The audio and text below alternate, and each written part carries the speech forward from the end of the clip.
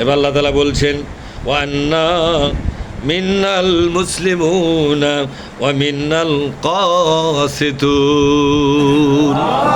তারা বলতেছে আমাদের জিনদের ভিতরে একদল আমরা মুসলমান, আর একদল মুসলমান হইয়াও তারা বেঈমান হয়ে গেল। কি হয়ে গেল? কাসিতুন। মুসলমানের বিপরীত শব্দ হলো কাসেত। যেমন মুমিনের বিপরীত শব্দ হলো কাফের, কাফেরের বিপরীত শব্দ হলো মুমিন। বুঝেন না আমার কথা? তাহলে মুসলমানের বিপরীত শব্দ কি? কাসেত। মুসলমানের বিপরীত শব্দ কি? কাসেত। মুসলমান বলা হয় আল্লাহর কোরআন যখনই শুনবে তখনই বলবে আসলামতু। বলেন আসলামতু লিরাব্বিল আলামিন। আমি বিশ্ব জগতের মালিকের কথার কাছে আত্মসমর্পণ করলাম, আমি কবুল করলাম, আমি এটা গ্রহণ করলাম, কবুল করলাম, মেনে নিলাম। এর নাম হলো মুসলমান। আর তাকে বলা হয় কাসেত।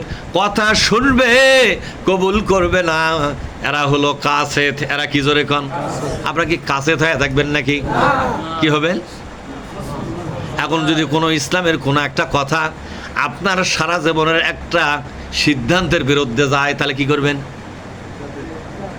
আমার কথা বোঝেননি? আপনি সারা জীবন একটা সিদ্ধান্ত নিয়ে একটা কাজ করতেছেন, কোরআন শরীফ ওই কথার বিরুদ্ধে চলে গেল, আপনি কি করবেন তাহলে? এখানেই হবে কাসেত না মুসলমান। যদি আপনি কথাটা মেনে নেন আর আপনার সারা জীবনের সিদ্ধান্তকে বাতিল করতে পারেন তাহলে আপনি মুসলিম। আর যদি চিন্তা ভাবনা করে দেখেন কোরআনের এই কথা মানতে গেলে আমার বিরাট একটা লস হয়ে যাবে, সামাজিকভাবে আমি ছোট হয়ে যাব, অনেক বন্ধু হারাতে হবে, অনেক নেতা হারাতে হবে, অনেক সমস্যার মধ্যে পড়ব, ব্যবসা করে শান্তি পাবো না, সমাজে টিকে থাকার ব্যাপারে শান্তি পাবো না, অনেক ঝুর ঝামেলার মধ্যে পড়া লাগবে। থাক, এই কথাটা এখন না মানলেও চলবে, এই মনে করে কথাটা মানতে পারলেন না। বলেন তো মুসলমান আছেন না কাসেত হয়ে গেলেন? বলেন তো মুসলমান আছেন না কাসেত হয়ে গেলেন? কাসেত হয়ে গেলেন ভাইরা আমার। তাই আল্লাহ তাআলা বলছেন জিনেরা তখন বলল আমাদের মধ্যে একদল জিন তারা মুসলমান, আর একদল জিন আল্লাহর কোরআন শুনবে কিন্তু কাসেত হয়ে যাবে। কি হয়ে যাবে? যেমন ধরেন আল্লাহ পাক বলছেন কোন ব্যক্তি যদি বিশ্বনবীকে রাজনীতির নেতা না বানায়, কার নেতা জোরে কর? ফালা ওয়া রাব্বিকা লা ইউমিনুনা। বলেন আমার সাথে, ফালা ওয়া রাব্বিকা লা ইউমিনুনা হাত্তা ইউহাক্কিমুকা ফীমা শাজারা বাইনাহুম ওয়া লা ইয়াজিদু ফি আনফুসিহিম হারাজাম মিম্মা কাদাইতা ওয়া ইউসাল্লিমু তাসলিমা। কার কথা?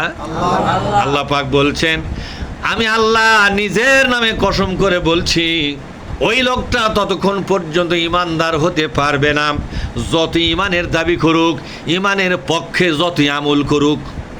আমলটা না হয় পাহাড় সমান হোক, পাহাড় সমান হতে হতে গোটা মহাদেশের সমান হোক, মহাদেশের সমান হতে হতে গোটা আকাশের সমান হোক।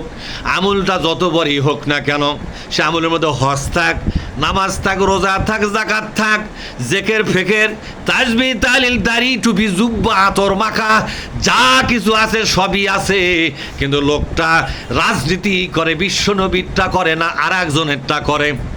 ফালা ওয়া রাব্বিকা লা ইউমিনুনা হাত্তা ইউহাক্কিমুকা। বলেন হাত্তা ইউহাক্কিমুকা।